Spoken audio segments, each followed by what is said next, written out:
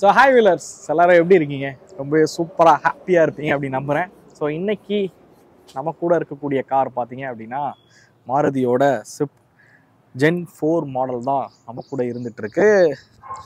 இன்னைக்கு என்ன கண்டென்ட் பார்க்க போறீங்க அப்படின்னா, ஏன்னா கார் ஆல்ரெடி வந்து ரொம்ப நாள் ஆயிடுச்சு, என்னப்பா திரும்ப இதை வச்சு என்ன பண்ண போற அப்படின்னு கேட்பீங்க. ஸோ தம்மையில் நீங்கள் பார்த்தது உண்மைதான். இந்த காரில் வந்து நம்ம ஒரு 100-150 கிலோமீட்டர் வந்து ஒரு ரைடு வந்து பண்ண போகிறோம். ஒரு லாங் ரைட் ரிவ்யூவாக இந்த வீடியோ உங்களுக்கு இருக்கும் அப்படின்னு சொல்லுவேன். அது மட்டும் இல்லாமல் இந்த ரைடில் இந்த பைக்கில் எவ்வளோ மைலேஜ் கொடுக்க போகுது அப்படிங்கிறதையுமே உங்களுக்கு டீட்டெயிலாக வந்து காமிக்க போகிறேன். டேங்கை ஃபில் பண்ணி அகெயின் இந்த ரைடை முடிச்சுட்டு டேங்க் ஃபில் பண்ணி உங்களுக்கு காமிக்கிறேன். அக்யூரேட்டாக எவ்வளோ மைலேஜ் கொடுக்குது அப்படிங்கிறதையுமே நீங்கள் இந்த வீடியோவில் வந்து தெரிஞ்சுப்பீங்க அப்படின்னு நினைக்கிறேன். ஸோ நீங்கள் தமிழ் வீல்ஸ்க்கு புதுசு அப்படின்னா மறக்காம சேனலை சப்ஸ்கிரைப் பண்ணுங்கள், கூடவே இந்த பெல் ஐக்கானையும் ப்ரெஸ் பண்ணிக்கோங்க. வாங்க வீடியோக்குள்ளார போகலாம்.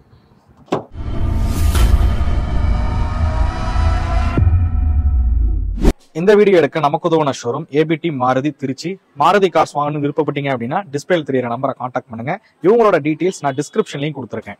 ஃபர்ஸ்ட் நம்ம டேங்கை வந்து ஃபில் பண்ணிடுவோம். இது ஒரு ஹெச்பி பெட்ரோல் பங்க் இருக்கு. ஸோ நம்ம இங்கே வந்து டேங்கை ஃபில் பண்ணிட்டு நம்ம டிரைவை வந்து ஸ்டார்ட் பண்ணுவோம்.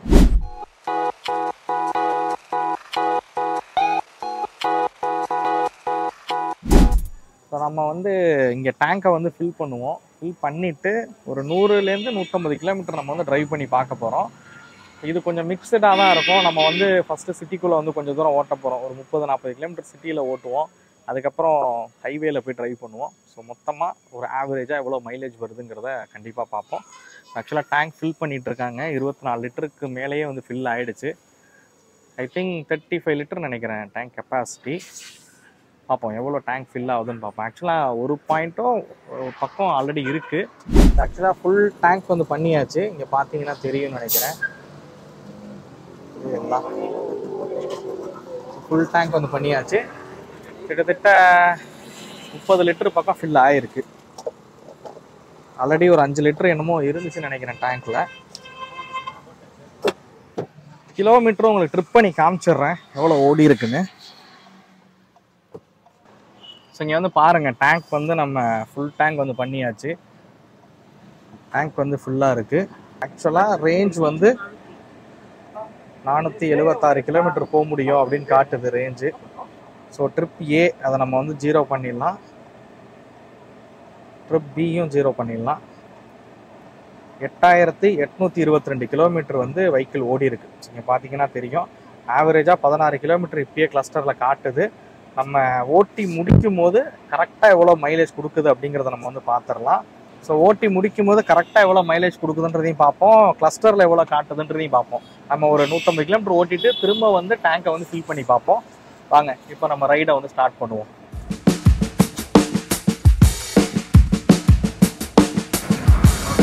ஆக்சுவலாக பங்க்லேருந்து காரை எடுத்தோன்னே பிரபா ஓட்டுறேன் அப்படின்னாரு. ஏன்னா ஆல்ரெடி பழைய ஸ்விஃப்ட் வந்து ஓட்டியிருக்காரு.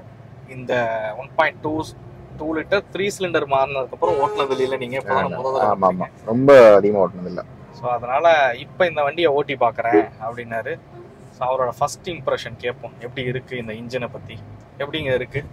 நல்லா இருக்குங்க. இன்ஜினை தாண்டி அந்த கிளட்ச் வந்து சூப்பராக இருக்குங்க போடுறதுக்கு. ஓகே, ஐ மீன் கிளட்சு கியர் ரெண்டுமே அது ஹார்ட் ஃபீலிங்கே ஒன்றும் வரல. பட் ஆனால் வண்டி ப்ரெஸ் நம்ம வந்து ஃபுல் டேம் பண்ணும்போது அதை டக்குன்னு ஒரு சிக்னல்லேருந்து எடுக்கும் பொழுது ஒரு லைட் ஸ்ட்ரெயின் ஃபீல் ஆகுது எனக்கு. அதாவது அந்த 3 சிலிண்டருக்கான அது எப்படின்னா உங்களுக்கு வண்டி பவர் அதிகமாக இருக்குங்கிற பட்சத்தில் எப்படின்னா டக்குன்னு போயிடும் வண்டி. இல்லைன்னா ஒரு மாதிரி ஒரு இன்ஜின் சவுண்ட் கொடுத்து போகும்ல, அந்த மாதிரி ஒரு ஃபீல் இருக்கு. Okay okay. ஆக்சுவலா கேபின்குள்ள வந்து கொஞ்சம் நாய்ஸ் இருக்கு. அது கொஞ்சம் அரெஸ்ட் பண்ணி தான் கொஞ்சம் பெட்டரா இருந்திருக்கும். ஏன்னா நம்ம ஆக்சலரேஷன் கொடுக்கும்பொழுது அந்த நாய்ஸ் நம்மளால ஃபீல் பண்ண முடியுது. மேபி நம்ம சிஸ்டம் எதுவும் யூஸ் பண்ணோம், ஆடியோ சிஸ்டம்ஸ் போட்டோம் அப்படின்னா மேபி பாட்டு கேட்டோம் அப்படின்னா தெரியாது. பட் பிளைனா இருக்கும்போது தெரியுது. சேம் இதே தான் நானும் ஒரு வீடியோல சொல்லியிருந்தேன். ஆக்சுவலா இந்த இன்ஜினை வந்து இவங்க என்ன சொல்றாங்கன்னா சிட்டிக்கான ஒரு இன்ஜின் அப்படின்றாங்க. இருக்குலயே மைலேஜும் பாத்தீங்கன்னா பழசை விட இந்த ஸ்விஃப்ட் வந்து மைலேஜும் கூட. அதை தான் நம்ம இன்னைக்கு மெயினா வந்து டெஸ்ட் பண்ண போறோம். ப்ளஸ் எங்களோட இந்த ரைடு எக்ஸ்பீரியன்ஸையும் உங்க கூட டெஸ்ட் பண்ண போறேன். ஒரு லாங் ரைட் எக்ஸ்பீரியன்ஸ் பண்ணி பார்த்தா மாதிரி இருக்கும் உங்களுக்கு. இந்த வண்டியை இன்னும் புரிஞ்சுக்கிறதுக்கு இந்த வீடியோ யூஸ்ஃபுல்லா இருக்கும் அப்படின்னு சொல்லுவேன். நம்ம இப்போ ஃபுல்லாக ஓட்டுறது ஃபுல்லாக சிட்டி டிராஃபிக் தான். நம்ம ஸ்ரீரங்கம் ரோடு இருக்கு பார்த்தீங்களா, அந்த ரோட்டில் இருக்கும். இதில் கொஞ்ச நேரம் சிட்டி டிராஃபிக்கில் வந்து ஓட்டிட்டு நம்ம அப்படியே கொஞ்சம் ஹைவேஸ் போய் பார்க்கலாம். ஒரு கிளீன் ஹைவேஸாக ஓட்டி பார்த்தா இன்னும் உங்களுக்கு புரியும். ஸோ நம்ம சிட்டிக்குள்ளே அதிகபட்சம் ஒரு 40-50க்குள்ளே தான் வந்து நம்மளால் வந்து ஓட்ட முடியும். காரில் நான் இவர் ப்ளஸ் இன்னும் ஒரு ஆள் 3 பேர் தான் அந்த காரில் வந்து ட்ராவல் பண்ணுறோம். பெருசாக லக்கேஜ் எதுவுமே வந்து நாங்கள் கேரி பண்ணலை. ஸோ இந்த சுச்சுவேஷனில் எவ்வளோ மைலேஜ் கொடுக்குதுன்றதை பார்ப்போம். ஹைவேஸ் போனதுக்கப்புறம் ஒரு 100ல் க்ரூஸ் பண்ணுவோம். ஏன்னா ஹைவேஸில் வந்து 100 க்ரூஸ் பண்ணுவோம். அதுலேயும் ஓட்டினா தான் இந்த வண்டி எவ்வளோ மைலேஜ் கொடுக்குதுன்றது தெரியும். ஸோ ஹை ஸ்பீடு ஓட்டும் போது எப்படி இருக்குன்றதையும் நான் இந்த வீடியோவில் உங்களுக்கு நான் சொல்கிறேன்.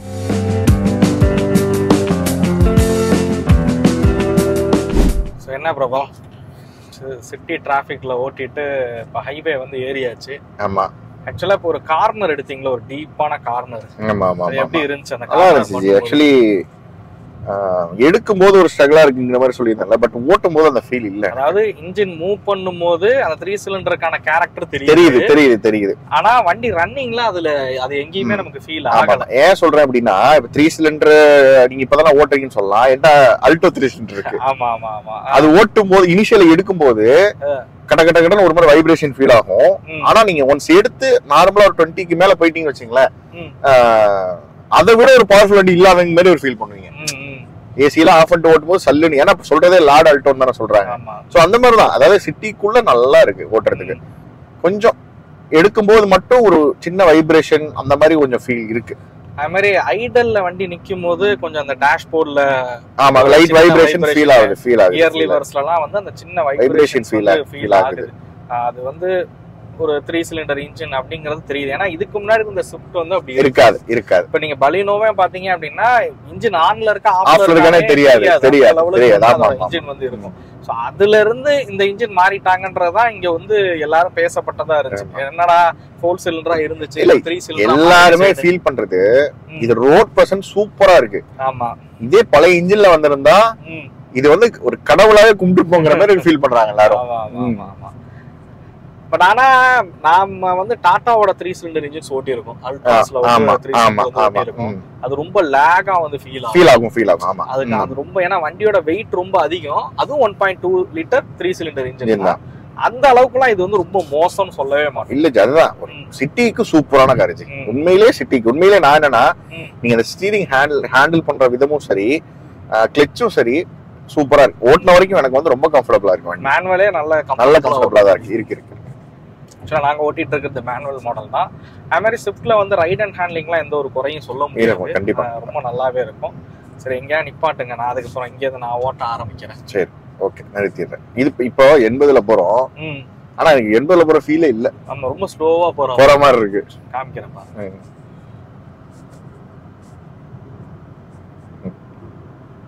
80ல போயிட்டு இருக்கேன். ஆக்சுவலி நான் ரொம்ப ஸ்லோவா போறோமோ நினைச்சேன்.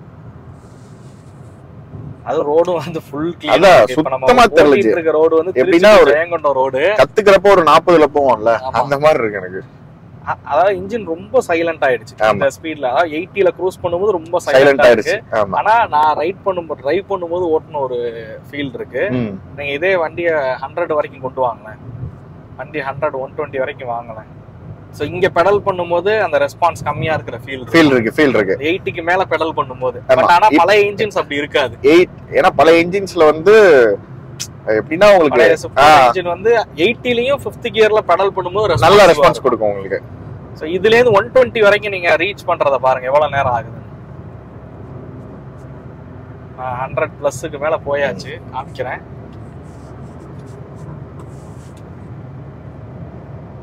வந்துருச்சுங்களா? இல்ல, வந்துட்டு இருக்கு.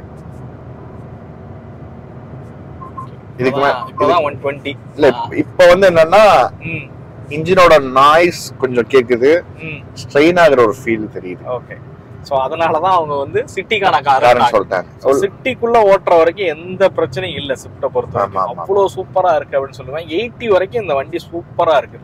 80ல இருந்து 100 ரீச் பண்றதுக்கு லேட் ஆகுது. மேபி 100 க்ரூஸ் பண்ணும்போது நல்லா இருக்கு. இல்ல, இப்ப நான் 90ல க்ரூஸ் பண்றேன்.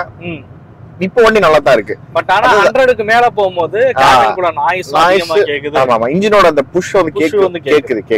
சவுண்ட் வந்து ஊன்ற சவுண்ட் வந்து ஒரு 120 எல்லாம் வந்து. அப்படினா அது கஷ்டப்பட்டு போகுதுன்னு அர்த்தம். நார்மலா போச்சுன்னா அந்த சவுண்ட் கேட்காது. ஏன்னா 80 வரைக்கும் நம்ம அந்த ஃபீலே பண்ணல அந்த சவுண்ட.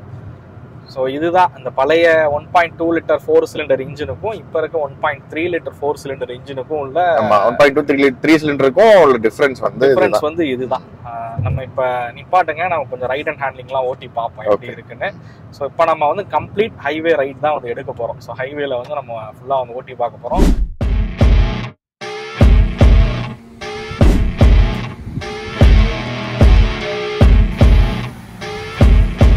ஜி எப்படி இருக்கு? ஓகே, நம்ம ஹைவேஸ் டிரைவ் தான் வந்து ஓட்டி பார்க்குறேன். 90ல வந்து க்ரூஸ் பண்ணியிருக்கேன். இதில் ஒரு 40 to 50 கிலோமீட்டர் நம்ம வந்து ரன் பண்ணுவோம். 100 க்ரூஸ் பண்ணலாம். பட் இந்த இன்ஜின் வந்து அந்த 100 110 போகிறப்போ கொஞ்சம் ஸ்ட்ரெயின் தெரியறனால மேபி 90ல ஓட்டுவோம். ஏன்னா இவங்களும் சிட்டி காரன் தானே கிளைம் பண்ணுறாங்க, அதனால 90ல க்ரூஸ் பண்ணலாம் அப்படின்னு தான் 90ல வந்து க்ரூஸ் பண்ணியிருக்கேன்.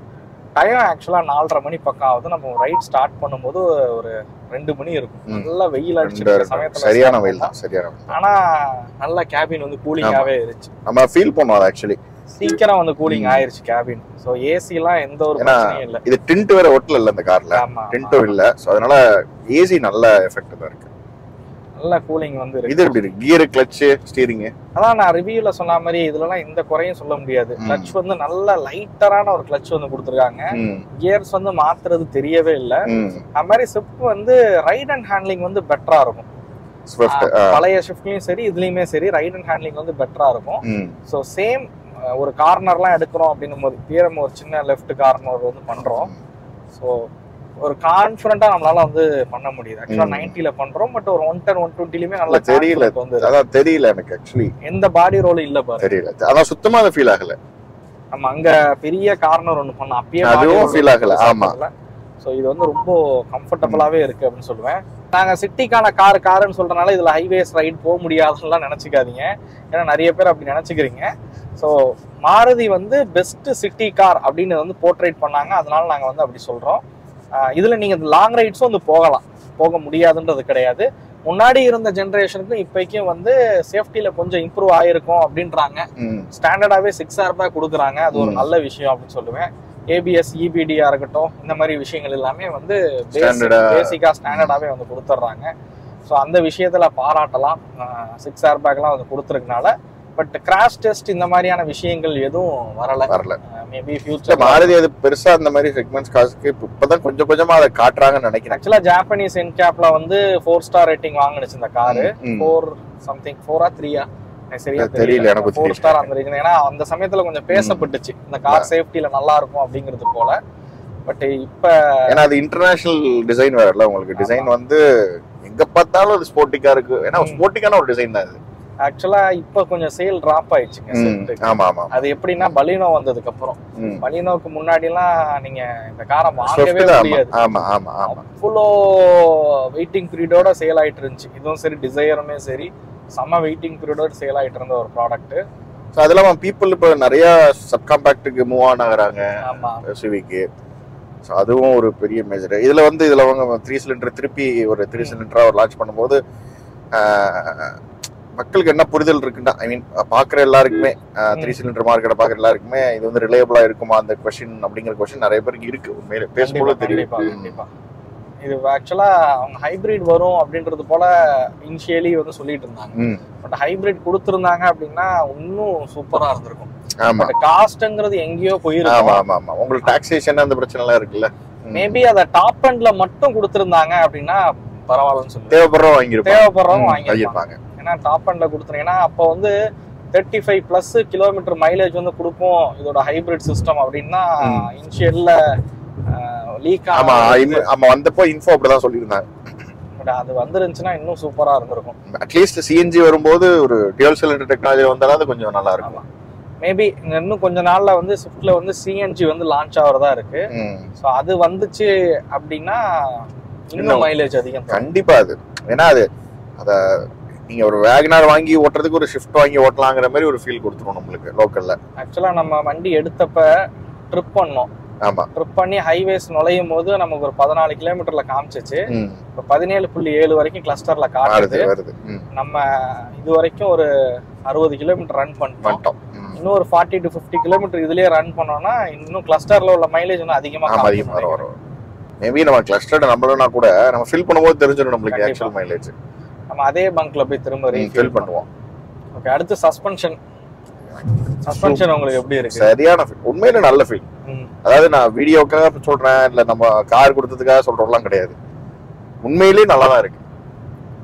சஸ்பென்ஷன் செட்டப் சூப்பரா இருக்கு. உண்மையில சிட்டிக்குள்ள ஓட்டினாலும் நல்லா இருக்கு, ஹைவேஸ்ல நீங்க ஓட்டினாலுமே நல்லா இருக்கு. இது இந்த ரோடு பாத்தீங்கன்னா சிமெண்ட் ரோடு தான், நடுவுல பாத்தீங்கன்னா அந்த பிரிட்ஜுக்கான கேப்லாம் வருது. பட் நல்ல எந்த வகையிலையும் ஒரு டிஸ்கம்ஃபர்ட்டாவே ஃபீல் ஆகும். அந்த அளவு சஸ்பென்ஷன் நல்லா பண்ணியிருக்காங்க. ஒண்ணுதான் எனக்கு இந்த கார்ல மைனஸா பட்ட விஷயம்னு சொல்லுனா, இந்த 3 சிலிண்டர் இன்ஜின் இனிஷியல் எடுக்கும் போது கொஞ்சம் லாகா ஃபீல் ஆகுது. ஆனா ரன்னிங்ல அந்த ஃபீல் எதுவுமே இல்ல. எடுத்துட்டீங்கன்னா அந்த ஃபீல் கிடைக்காது. அதுக்கப்புறம் ரன்னிங்ல எந்த எதுவுமே இல்ல. அது வந்து ஆஃப்டர் நீங்க சொன்ன மாதிரி ஒரு ஆஃப்டர் 110 100 அப்பதான் அது அந்த பவர் லாக் வந்து தெரியுது. மத்தபடி எங்கேயுமே தெரியல. ரெண்டாவது கேபின்குள்ள வந்து கொஞ்சம் நாய்ஸ் வந்து கேக்குது, ஏர் நாய்ஸ் வந்து கேபின்குள்ள வந்து கேக்குது. ஆக்சுவலா இங்க ஆவரேஜ் வந்து இன்க்ரீஸ் ஆயிட்டே இருக்கு. இப்போ 17 சொன்னேன், இப்போ 18 வந்துருச்சு. மேபி ஒரு 40 to 50 போனா இது ஐ திங்க் எனக்கு தெரிஞ்சு 21 22 வரைக்கும் வரும்னு நினைக்கிறேன். பார்ப்போம். இல்ல அதுவே ஒரு பெஸ்ட் கிளாஸ் மைலேஜ் தானே.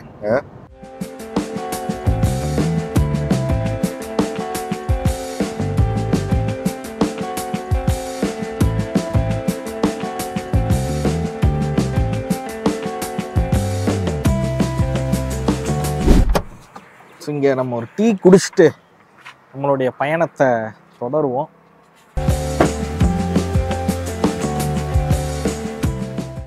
புறப்படுவோம், வாங்க போலாம்.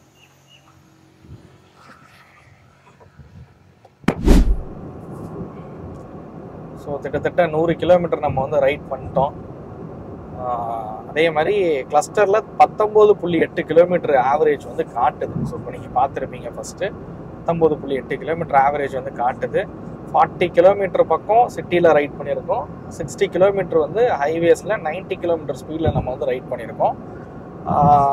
ஓகே, ஸோ இந்த 100 கிலோமீட்டர் ஓட்டுனதில் எனக்கு எதாவது டிஸ்கம்ஃபர்ட்டாக இருக்கா, அந்த சீட்டு அதெல்லாம் பற்றி சொல்லணும் அப்படின்னா எனக்கு பெருசாக எதுவுமே இல்லை. நல்லா கம்ஃபர்டபுளாகவே நம்மளை இந்த கார் வந்து வச்சுக்குது அப்படின்னு சொல்லுவேன்.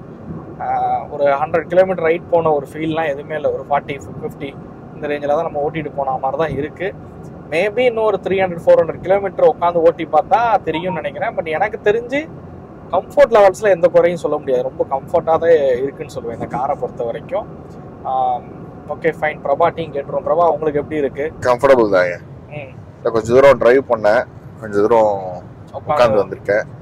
சிட்டிக்குள்ள டிரைவும் பண்ணி பார்த்தேன்ல, ஆக்சுவலாக நல்லா தான் இருக்கு. மேபி நம்ம இன்னும் ஒரு இப்போ தஞ்சாவூர் டு சென்னை போனா மேபி இன்னும் கொஞ்சம் பெட்டர்மெண்டா வேற ஏதாவது பேச தெரியுதுன்னு நினைக்கிறேன். ஆமா 20 வந்துருச்சுங்க பிரபா, அப்படியே காமிச்சிருங்க. கிளஸ்டர்ல 20 கிலோமீட்டர் வரைக்கும் மைலேஜ் காட்டுது.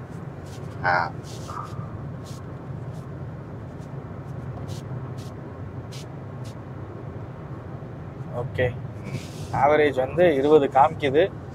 பார்ப்போம். இப்போ நேரா பங்க் வந்து போவோம்.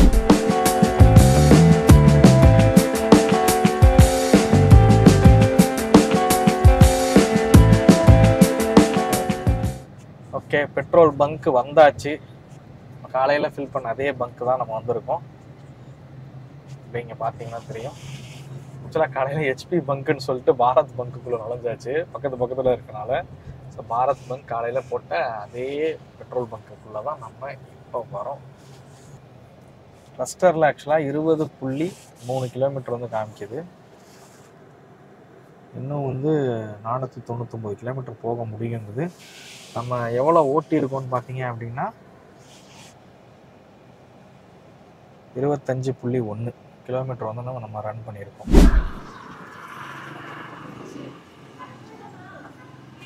போடுங்க 5 லிட்டர் வருமா? 5 இல்லை 5.5 அந்த ரேஞ்சில் வரும்னு நினைக்கிறேன். பொறுமையாக போடுங்க. ஸோ ஆக்சுவலாக டேங்க் வந்து ஃபில் பண்ணிட்டோம். லாஸ்ட் டைம் எந்த இடத்துல இருந்துச்சோ அதே அளவுக்கு இப்போ ஃபில் பண்ணிட்டோம். எவ்வளோ லிட்டர் ஃபில் ஆகிருக்குன்றதையும் உங்களுக்கு காமிக்கிறேன். 5.8 லிட்டர் ஆக்சுவலாக வந்து ஃபில் ஆகிருக்கு. 125 கிலோமீட்டர் வந்து நம்ம ரன் பண்ணியிருக்கோம். ஸோ வாங்க எவ்வளோ மைலேஜ்ன்றதை பார்ப்போம். டேங்க் வந்து ஃபில் பண்ணியாச்சு. மொத்தம் 125.1 கிலோமீட்டர் வந்து நம்ம ரைடு வந்து பண்ணியிருக்கோம். ஸோ டிவைடு 5.8 5.86 லிட்டர் ஆக்சுவலாக வந்து ஃபில் ஆகிருக்கு.